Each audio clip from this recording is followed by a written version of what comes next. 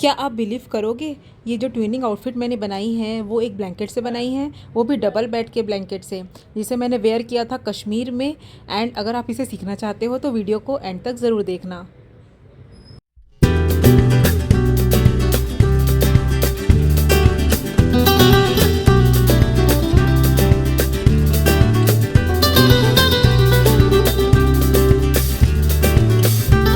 Hey guys, welcome back to Indu designer studio. So ये है वो ब्लैंकेट डबल बेड का जिससे हम आज ट्विनिंग आउटफिट बनाने वाले हैं। तो चलिए देखते हैं। इसका कोई यूज़ नहीं था ब्लैंकेट का, तो मैंने सोचा इसका आउटफिट बनाया जाए। इसका फ़ोटो आप देख ही चुके हो। तो मैं आपको एक छोटे फैब्रिक में से समझा रही हूँ कि मैंने कैसे कटिंग की है, क्या क्या मेजरमेंट्स लिए हैं एंड सारी चीज़ें पहले छोटे कपड़े में बताती हूँ, फिर आपको मेन फैब्रिक पे कटिंग आपको समझ में आ जाएगी। तो पहले मैं कट कर रही हूँ यहाँ पे प्लाज़ो। मेजरमेंट्स आप स्क्रीन पे देख सकते हो, मैंने कहाँ पे कैसे कैसे मेजरमेंट्स लिए हैं। सिंपल प्लाज़ो मैंने सिंपल फ्लेयर्ड प्लाज़ो मैंने बनाया है नीचे के लिए, दोनों मेरी और मेरे लिए और मेरी बेटी के लिए।